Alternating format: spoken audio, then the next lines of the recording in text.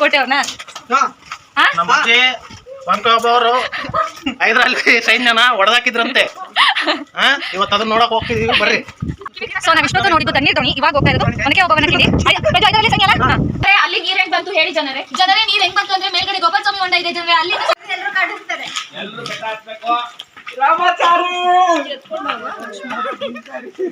ಅಣ್ಣ ಮಾರ್ಗರೇಟ್ ಅಂತ ಕೂಗು, ಯಾಕೆ ರಾಮಾಚಾರಿ ಅಂತ ಹೋಗ್ತೀಯಾ?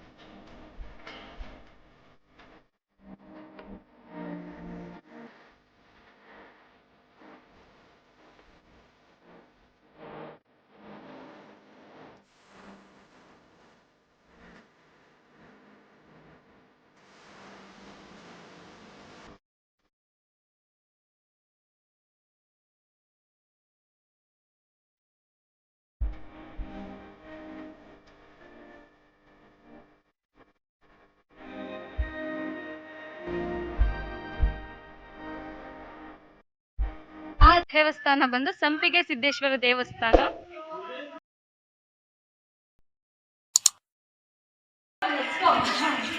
ಸೊ ಇದು ಹಳೆಯ ಮುರುಘಾ ಮಠ.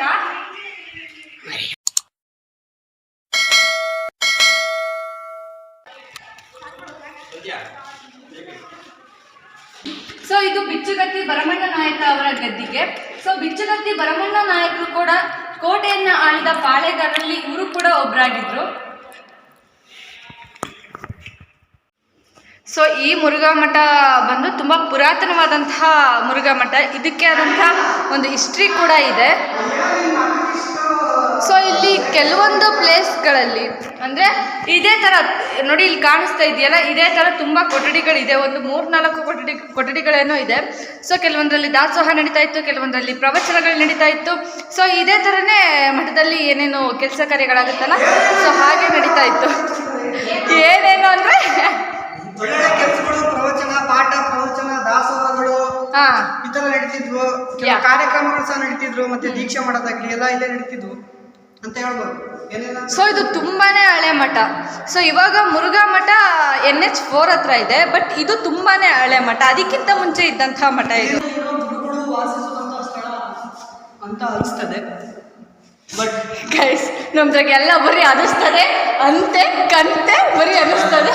ನೋಡೋವಾಗ ಆಶಿಸಿಗಳು ಹಾಕಿ ಇವಾಗ ಎಷ್ಟು ಇದು ಮಾಡಿದ್ರು ಈ ಇದು ಬರ್ತಿಲ್ಲ. ಎಷ್ಟು ಹಳೇದಿದು, ನನಗೆ ಒಂದು ಡ್ರಾಪ್ ಕೂಡ ಲೀಕೇಜ್ ಆಗ್ತಾ ಇದೆ.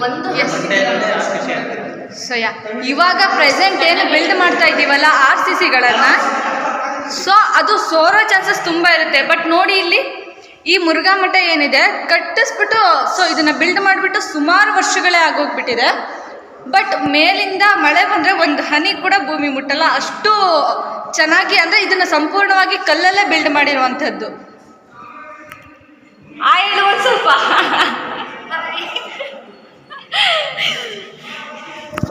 ನಿನಗೆ ಏನಾದರೂ ಹಿಸ್ಟ್ರಿ ಗೊತ್ತಾ ಕೋಟೆ ಬಗ್ಗೆ? ಹೋಗ್ಲಿ, ನಮ್ಮ ಕೋಟೆಯ ಅಧಿದೇವತೆ ಯಾರು ಹೇಳು? ನಮ್ಮ ಕೋಟೆಯ ಅಧಿದೇವತೆ ಯಾರು? ಪಕ್ಕ ಹೇಳಿದ್ರು ಆನ್ಸರ್. ಸೊ ಇದನ್ನ ಟಂಕಸಾಲ ಮತ್ತೆ ಪಾಳೆಗಾರರ ಕಚೇರಿ ಅಂತ ಕರೆಯಲಾಗುತ್ತೆ. ಸೊ ಟಂಕಸಾಲ ಅಂತಂದ್ರೆ ಏನು, ಇಲ್ಲಿ ಕಲೆಕ್ಟ್ ಮಾಡ್ತಾ ಇದ್ದಂತಹ ನಾಣ್ಯಗಳನ್ನ, ಸೊ ಇಲ್ಲೇನಿದೆ, ಇಲ್ಲೇ ಒಂದು ಗುಪ್ತವಾದ ಜಾಗ ಮಾಡಿ ಅದರೊಳಗೆ ಬಚ್ಚಿಡ್ತಾ ಇದ್ರು. ತೆರಿಗೆ ರೂಪದಲ್ಲಿ ಕಲೆಕ್ಟ್ ಮಾಡ್ತಾ ಇದ್ದಂತಹ ಎಲ್ಲ ನಾಣ್ಯಗಳನ್ನ ಸೊ ಇದೇ ಟಂಕಸಾಲೆಯಲ್ಲೇ ಇಡ್ತಾ ಇದ್ರು. ಸೊ ಇಲ್ಲಿ ಗುಪ್ತವಾದ ಕೆಲವು ಜಾಗಗಳು ಕೂಡ ಇದೆ, ಬಿಕಾಸ್ ನಾಣ್ಯಗಳನ್ನ ಬಚ್ಚಿಡೋದಕ್ಕೆ ಆ ಗುಪ್ತ ಜಾಗಗಳ ಅವಶ್ಯಕತೆ ಇತ್ತು. ಇಲ್ಲ ಪ್ರಜು ಇಲ್ಲಿ ಮೇಲೆ ದೇವಸ್ಥಾನ ಇತ್ತು, ಕಿತ್ತಾಕಿದ್ದಾರೆ. ಸೊ ಇಲ್ಲಿ ಏನ್ ನೋಡ್ತಾ ಇದ್ದೀರಾ, ಇಲ್ಲಿ ಮೇಲ್ಗಡೆ ದೇವಸ್ಥಾನ ಇತ್ತು, ಅದ್ರ ಕೆಳಗಡೆ ಒಂದು ಸುರಂಗ ತರ ಇದೆ, ಅದ್ರೊಳಗೆ ನಾಣ್ಯಗಳನ್ನ ಎಲ್ಲವನ್ನ ಹಾಕಿ ಬಚ್ಚಿಡ್ತಾ ಇದ್ರು, ಮೇಲೆ ದೇವರ ಮೂರ್ತಿಯನ್ನ ಇಡ್ತಾ ಇದ್ರು. ಸೊ ಇವಾಗ ದೇವರಿಲ್ಲ, ಬರೀ ಅದು ಸ್ಪೇಸ್ ಹಾಗೆ ಇದೆ. ಸೊ ಈ ಸ್ಪೇಸ್ ಒಳಗೆ ನಾಣ್ಯಗಳನ್ನ ಹಾಕಿರ್ತಾ ಇದ್ರು, ತೋರಿಸ್ತೀನಿ ನೋಡಿ. ಇದು 10 ಅಡಿ 12 ಅಡಿ ಕೆಳ ಇದೆ. ಇದು ಅಣ್ಣ ಖಜಾನೆ ಅಂತಾರಲ್ಲ ಟಂಕಸಾಲೆ, ಅಲ್ಲಿ ಒಳಗೆ ಒಂದು ಸ್ಪೇಸ್ ಐತೆ. ಆ ಸ್ಪೇಸ್ ಒಳಗೆ ಏನು ಟ್ಯಾಕ್ಸ್ ಮೂಲಕ ಕಲೆಕ್ಟ್ ಮಾಡ್ತಿದ್ರಲ್ಲ ಕಾಯಿನ್ಸ್ನ, ಅದನ್ನೆಲ್ಲ ಹಾಕಿ ಇಟ್ಟು ಅದ್ರ ಮೇಲೆ ಶಿವನ ಮೂರ್ತಿನ ಯಾವುದೋ ಮೂರ್ತಿ ಇಡೋರು. ಬಿರಿಯಾನಿ ಮಾಡಿದಾಗ ಎಷ್ಟು ಜನ ಇದ್ರು ಅಣ್ಣ? ಬಿರಿಯಾನಿ ಮಾಡಿದಾಗ ಇದ್ದಿದ್ದು 10 ಜನದ ಮೇಲೆ. ಬಟ್ ಬಿರಿಯಾನಿ ವ್ಲಾಗ್ ಅಪ್ಲೋಡ್ ಮಾಡಿದ್ಮೇಲೆ ಬಂದಿದ್ ಲೈಕ್ಸ್ 4.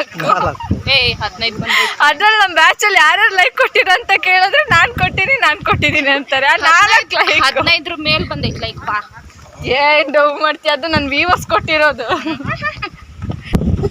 ಹೇಳ ಗೊತ್ತಾಗಲ್ಲ ಕಂಡ್ರಲ್ಲ, ಗುಂಡಿ ಕೊಟ್ರನ್ನ ಕೊಯ್ದಾಡ್ತಿರ್ತಾರ. ಇದು ಬಂದು ಅಕ್ಕ ತಂಗಿಯರ ಹೊಂಡ, ಇಲ್ಲೊಂದಿದೆ ಮತ್ತೆ ಆ ಕಡೆ ಒಂದಿದೆ. ಸೊ ಅಕ್ಕ ತಂಗಿಯರು ಇಬ್ರು ಒಬ್ಬರನ್ನೇ ಮದುವೆ ಆಗಿದ್ರು. ಆತನನ್ನ ಬೇರೆ ಯಾರೋ ಇಲ್ಲ ಅಕ್ಕ ತಂಗಿಯವ್ರು ಯಾರಿದ್ದಾರಲ್ಲ ಇವರಿಬ್ರು ಒಬ್ಬರನ್ನೇ ಮದುವೆ ಆಗಿರ್ತಾರೆ. ಅವನನ್ನ ಯಾರೋ ಕೊಂದಿರ್ತಾರಣ್ಣ. ಅವ್ರನ್ನ ಕೊಂದಿರ್ತಾರೆ. ಸೊ ಅವಾಗ ನೆಕ್ಸ್ಟ್ ಏನ್ ಮಾಡೋಣ ಅಂತ ಅನ್ಕೊಂಡು ಅಕ್ಕ ಈ ವರ್ಷದಲ್ಲಿ ಬಿದ್ರೆ ತಂಗಿ ಆ ವರ್ಷದಲ್ಲಿ ಬಿದ್ರು. ಹೇಳೋಕತ್ತೆ ಇದೆ ನೋಡಿ ಅಕ್ಕ ತಂಗಿ ಹೊಂಡ. ಇವಾಗ ಸ್ವಲ್ಪ ನೀರಿದೆ, ರೀಸೆಂಟಾಗಿ ಮಳೆ ಆಗಿದ ಕಾರಣ ನೀರಿದೆ. ಬೇಸಿಗೆಯಲ್ಲಿ ಬಂದಾಗ ನೀರು ಒಂಚೂರು ಇರಲಿಲ್ಲ, ನೀರು ನೋಡೋಕೆ ಸಿಗ್ತಾ ಇದೆ. ಈ ಕಡೆ ಒಂದು ಆ ಕಡೆ ಒಂದು.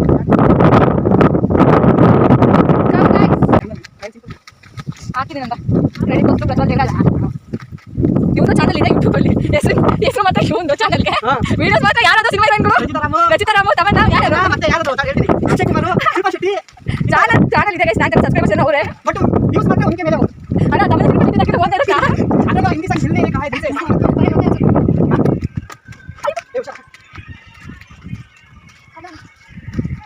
ಹೋರಿ ಮೇಲೆ ಆಯಕ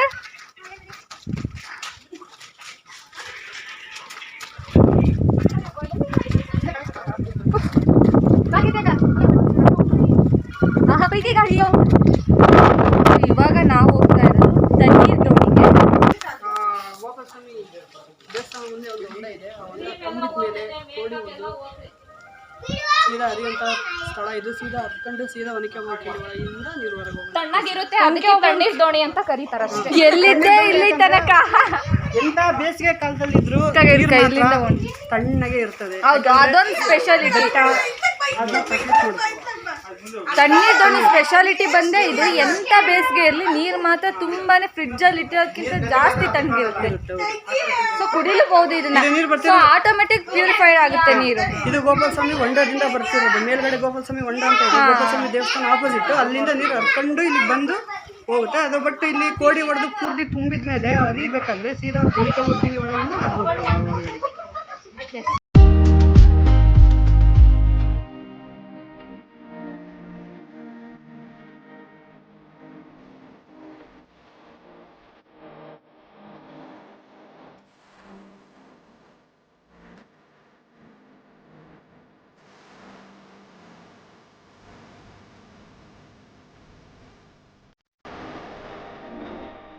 ಸೊ ಅಲ್ಲಿ ಕಾಣ್ತಾ ಇದೆಯಲ್ಲ, ಅಲ್ಲಿ ಚಿಕ್ಕ ಚಿಕ್ಕ ಸಂಧಿಗಳಿಂದ, ಸೊ ಗೋಪಾಲಸ್ವಾಮಿ ಹೊಂಡದಿಂದ ಇಲ್ಲಿ ಚಿಕ್ಕ ಚಿಕ್ಕ ಸಂಧಿಗಳಿಂದ ನೀರು ಹರ್ಕೋತಾ ಬರುತ್ತೆ.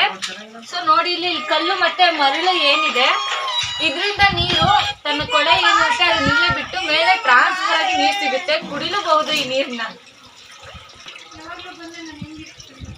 ಸೊ ಈ ನೀರ್ ಕೆಳಗಡೆ ಮರಳು ಮತ್ತೆ ಕಲ್ಲು ನೋಡಿ, ಇಲ್ಲಿ ಮರಳು ಮತ್ತೆ ಕಲ್ಲು ಇದು ನೀರನ್ನ ಪ್ಯೂರಿಫೈ ಆಗೋದಕ್ಕೆ ಸಹಾಯ ಮಾಡುತ್ತೆ. ಇದರಿಂದ ನೀರು ಫಿಲ್ಟರ್ ಆಗುತ್ತೆ. ನೀರು ಫಿಲ್ಟರ್ ಆದ್ಮೇಲೆ ಸೊ ಯಾರು ಬೇಕಾದ್ರೂ ಕುಡಿಬಹುದು ಇದನ್ನ. ಸೊ ಇದರಿಂದ ನೀರು ತಣ್ಣಗೂ ಕೂಡ ಇರುತ್ತೆ.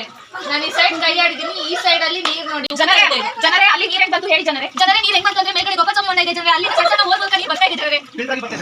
ಕುಡಿಬಹುದು.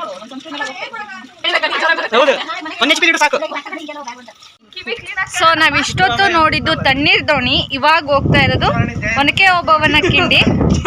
ಪ್ರಜು ಐದರಲ್ಲಿಯ ಸೈನ್ಯ ಅಲ್ಲ, ಐದರಲ್ಲಿಯ ಸೈನ್ಯ ಏನಿದೆ ಸಂಪೂರ್ಣ ಅಲ್ಲ, ಒಂದು ಸ್ವಲ್ಪ ಜನನ ಹೊಡೆದಾಕಿದ್ರು ನಮ್ಮವರೇ, ಬೇರೆ ಯಾರು ಅಲ್ಲ, ಒನಕೆ ಓಬವ್ವ ಅವರು. ಸೊ ಅಣ್ಣ ನಿನ್ಗೊಂದು ಕ್ವಶನ್ ಕೇಳ್ತೀನಿ, ನಿನ್ ಪಕ್ಕ ಕೋಟೆ ಅವ್ರನ್ನ? ನಮ್ಮ ಅಜ್ಜಿ ಒನಕೆ ಓಬವ್ವರು ಹೈದರಾಲಿ ಸೈನ್ಯನ ಹೊಡೆದಾಕಿದ್ರಂತೆ. ಇವತ್ತು ಅದನ್ನ ನೋಡಕ್ ಹೋಗ್ತಿದೀವಿ, ಬರ್ರಿ ನೋಡಿ ಹೆಂಗೆ. ನಮ್ಮ ಹತ್ರ ಇಂಥ ಇಂಟೆಲಿಜೆನ್ಸ್ ಇದಾರೆ, ಮುಂದಿನ ಲಾಗ್ಗಳಲ್ಲಿ ಬೆಳಕಿಗೆ ಬರ್ತಾರೆ ಇನ್ನೂ ಚೆನ್ನಾಗಿ. ಕಿಂಡಿ ಹಿಸ್ಟ್ರಿ ಕೇಳಬೇಕಂದ್ರೆ ಕರೆಕ್ಟಾಗಿ ನಾಗರಾವ್ ಮೂವಿಯ ಕನ್ನಡ ನಾಡಿನ ಅಣ್ಣ ನಾನು ಒನಕೆ ಓಬವ್ವನ ಬಗ್ಗೆ ಒಂದು ಪ್ರಶ್ನೆ ಕೇಳ್ತೀನಿ. ಒನಕೆ ಓಬವ್ವನ ತವರೂರು ಯಾವುದು ಹೇಳಿ? ಪಂಡ್ರಳ್ಳಿ. ಎಕ್ಸ್ಟ್ರಾ ಪ್ರತಿಭೆ. ಅಯ್ಯಮ್ಮನ್ ಪಂಡ್ರಳ್ಳಿಗೆ ಒನಕೆ ಓಬವ್ವ ಕರ್ಕೊಂಡು ಹೋಗಿದ್ಲು ಒಂದಿನ. ಒನಕೆ ಓಬವ್ವನ ಮರಿ ಹೇಳು ಅಣ್ಣ. ಇಲ್ಲ ದುರ್ಗ ಹತ್ರ. ಎಲ್ಲಿ ಒನಕೆ ಓಬವ್ವನ ತವರೂರು ಯಾವುದು? ದುರ್ಗ. ಚಿತ್ರದುರ್ಗ. ನಿಮ್ಮ ಮೊಕ್ಕ ಹೇಳು. ಚಿನ್ಮೂಲಾದ್ರಿ ಊರು. ನಮ್ಮ ಹತ್ರ ಇಂಥ ಇಂಟೆಲಿಜೆನ್ಸ್ ಇದ್ದಾರೆ, ಏನು ಮಾಡೋಕ್ಕಾಗಲ್ಲ ಗೈಸ್, ಸಜೆಸ್ಟ್ ಮಾಡ್ಕೊಳ್ಳಿ. ಚಿತ್ರದುರ್ಗದ ಸೊ ಒನಕೆ ಓಬವ್ವನ ತವರೂರು ಬಂದು ಬಳ್ಳಾರಿಯ ಗುಡೇಕೋಟೆ ಅನ್ನುವಂತಹ ಒಂದು ಜಾಗ.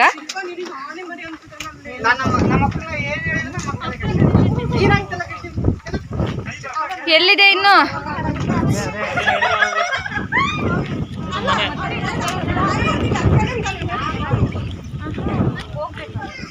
ಏ ಬಾ